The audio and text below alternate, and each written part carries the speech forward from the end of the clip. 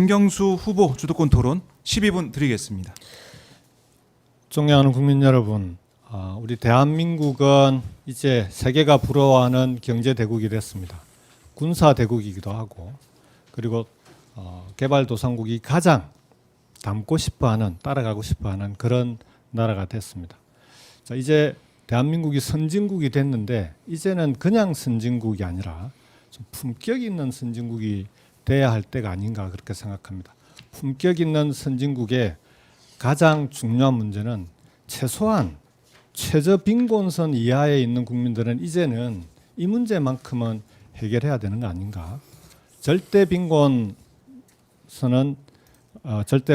이하에는 단 한 명의 국민도 남겨두지 않겠다라고 하는 그런 우리 대한민국의 새로운 그 품격을 갖춰야 될 때가 됐다고 생각합니다.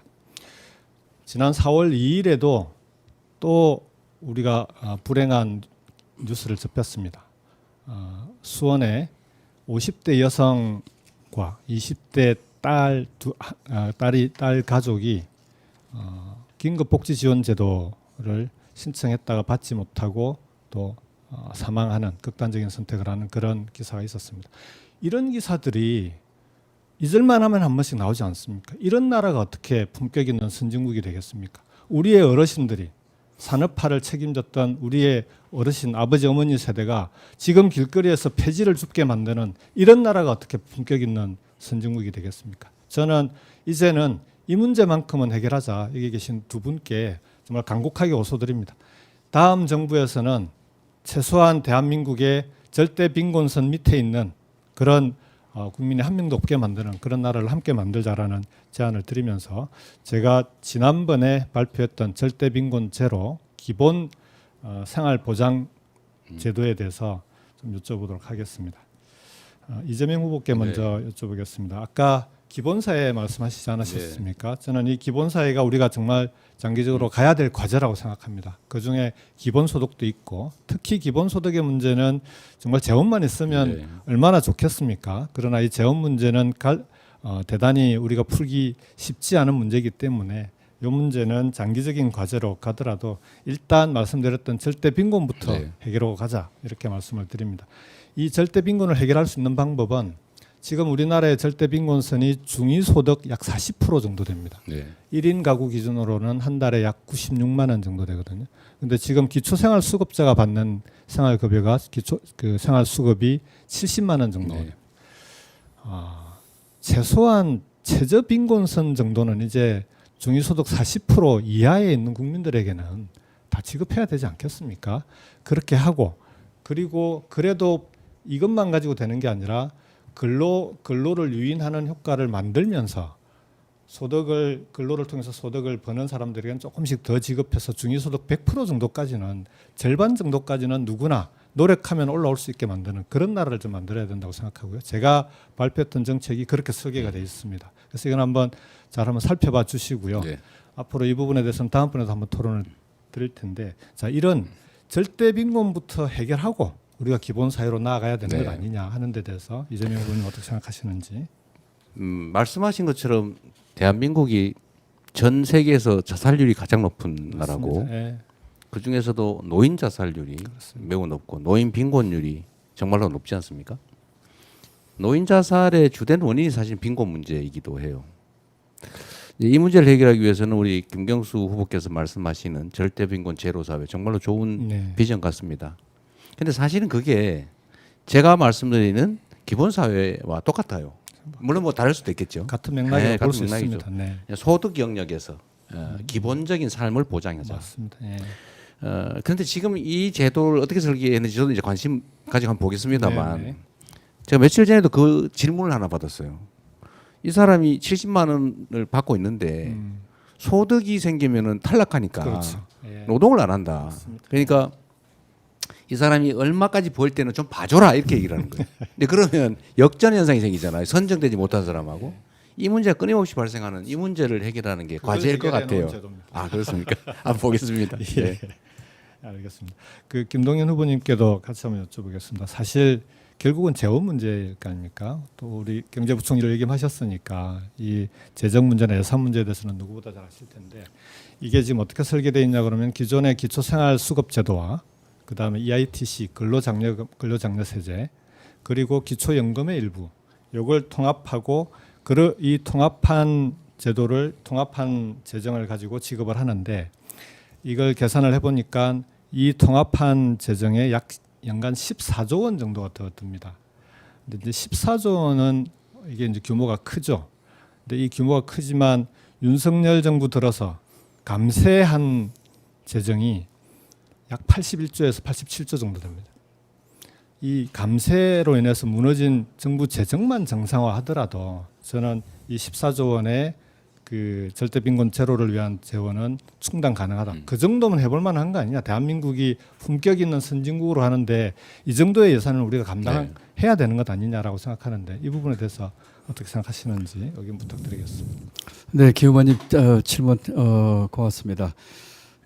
이 기초수급자들이 조금 소득이 넘어가서 차상위로 올라가면 지원이 그렇죠. 끊겨요. 탈락하죠. 예, 그게 네. 이제 문지방 효과라고도 하고 있는데 그런 문제에 대한 해결이라든지 EITC 확대는 제가 경제부총리 때 가장 많이 맞습니다. 확대를 예, 좋은 제도입니다. 예, 네. 시켰는데 지금 말씀하신 취지와 내용은 아주 좋습니다. 네. 그리고 기본적으로 동의합니다. 근데 하나 짚고 넘어갈 게 있어요. 네. 그 돈을 어디서 마련할까입니다. 그러니까요. 지금 많은 분들이 감세 주장하고 있지 않습니까? 정치권에서 지금 아주 솔직히 말씀드리면 여당이 감세 안 내면 우리 당에서도 일부 받고 이렇게 하면서 감세하고 있습니다. 투자를 이런데 하겠노라고 그 공약 내세우고 있고 또 복지도 확대하겠다고 하는데 감세 이야기만 하면서 약간 포퓰리즘적인 이런 접근을 해서는 국민들에게 자칫하면 예. 희망 고문할 수도 있다. 그래서 어떤 재원 조달에 있어서 네. 감세에 대한 분명한 핀포인트하는 감세 그리고 필요하다면은 정세도 담대하게 씩씩하게 얘기할 수 있는 그런 우리 민주당이 됐으면 좋겠고 네. 우리 후보님들이 되셨으면 좋겠습니다. 네. 아까 이 부분에 대해서는 세원 문제에 대해서는 우리 이재명 후보께서도 잠깐 언급을 하셨는데 생산성은 높아지고 고용은 줄고 이런 부분들에 대해서 새로운 세원도 발굴이 필요한 거 아니냐라고 했는데 저는 이런 새로운 세원을 발굴하기 전에 정부가 먼저 뼈를 깎는 자기 희생을 하고 그리고 국민들로부터 세정과 재정에 대한 신뢰를 얻고 그리고 이번 정부에서 지난 정부죠. 윤석열 정부에서 무너진 재정을 정상화하고 자, 그러고도 모자라면 국민들과 협의하자. 근데 새로운 세원은 반드시 고용은 일어나지 않는데 수익만 엄청나게 늘어나는 이 첨단 산업 분야들이 계속 그렇게 거의 가지 다 않습니까? 이런 분야는 이 부분에서는 우리가 세금을 어떻게 할 건지 이건 좀 사회적 논의와 합의가 좀 필요하지 않을까? 그런 분야에서는 세원을 새롭게 발굴할 필요가 있겠다라고 생각을 합니다. 이어서 질문을 좀 드리겠습니다. 제가 아까 메가시티 전도사라고 소개를 했는데 네. 두 분께서도 이 방향에 대해서는 동의하는 것 같아서 우선 감사를 드리고요. 청년들이 지역을 떠납니다. 제가 호남을 갔을 때도 보면 연간 약 10,000여 명 가까운 청년들이 30대 이하 청년들이 다 수도권으로 다른 지역으로 떠나가고 있고 부울경만 하더라도 연간 약 15,000명 내외의 청년들이 지역을 떠납니다. 일자리를 찾아 떠납니다. 좋은 일자리, 자기가 가고 싶은 일자리를 찾아 떠나는데 문제는 떠나지 않게 하려면 지역에 지방에 좋은 일자리를 만들어야 되지 않겠습니까? 그러려면 기업을 유치하거나 기업이 찾아오게 해야 되는데 문제는 기업들은 수도권으로 계속 몰려가고 있다는 겁니다. 특히 연구개발이나 반도체 같은 첨단 산업 분야들은 더 수도권으로 몰려옵니다. 왜냐하면은 그 기업인들하고 얘기를 해보면 수도권에 가야 사람을 뽑을 수 있다라고 하는데 이때 말하는 사람은 하이닉스 반도체가 구미로 안 가고 용인을 갔을 때 제일 큰 이유가 공장이 10,000명을 고용을 하면 그중에 50% 이상이 석박사급의 연구개발 인력이라는 거예요. 구미로 가면 뽑을 수가 없습니다. 이 얘기거든요. 그러면 지방은 어떡합니까? 앞으로 그러면 이런 첨단 산업 좋은 일자리는 전부 수도권에서 만들어지고 또 청년들은 수도권으로 올라가고 수도권에 올라간 청년들은 경쟁 속에서 피폐해져서 지역으로 돌아오더라도 인생의 나고자라고 인생의 패배자가 되는 이 구조로는 대한민국의 미래는 없다고 생각합니다. 그래서 지역의 기업이 찾아오게 만드는 청년들이 갈 만한 좋은 일자리를 지역에 만들 수 있는 방법이 뭐가 있을까? 이 부분에서 두 분의 시간이 많지 않아서 간단하게 말씀을 해주시고 모자라는 건 다음 토론 때 제가 듣도록 하겠습니다. 제가 먼저 말씀을 드릴까요? 저는 이미 10개 대기업 도시와 10개 서울대를 만드는 거를 공약에 넣었습니다. 최근에 민주당에서 10개 서울대 이야기를 따라와 줘서 고맙게 생각하는데요. 10개 대도시 대기업 도시죠. 일본의 도시바 시와 비슷한 겁니다. 도요타 시와 비슷한 겁니다.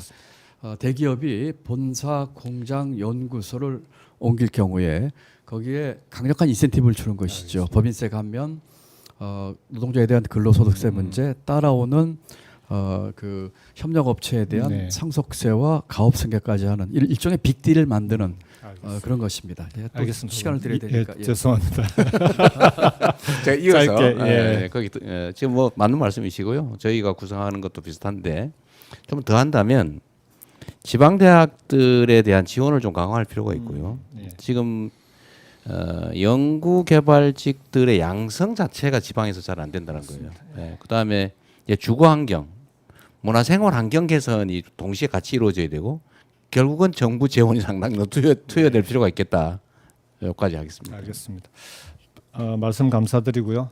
방향은 크게 다르지 않을 거라고 보는데 문제는 기업들은 제가 도지사 할 때 경남에 유치하기 위해서 협의를 해보면 아무리 좋은 지원을 해줘도 사람을 얘기합니다. 인재가 없으면 가기 어렵다고 얘기합니다. 자, 이제는 지방에서 좋은 인재를 기를 수 있는 대책을 세워야 된다. 말씀 주신 대로 서울대 같은 대학이 지방에도 만들어질 수 있어야 된다. 그러려면 대학에 대한 지원과 정책을 지방에 맡게 하죠. 교육부가 왜 쥐고 있습니까? 이제는 메가시티로 지방정부의 자율예산을 과감하게 지원하고 배분하고 그걸로 지방이 스스로 좋은 인재를 키울 수 있는 구조를 만들어야 한다. 이렇게 생각합니다.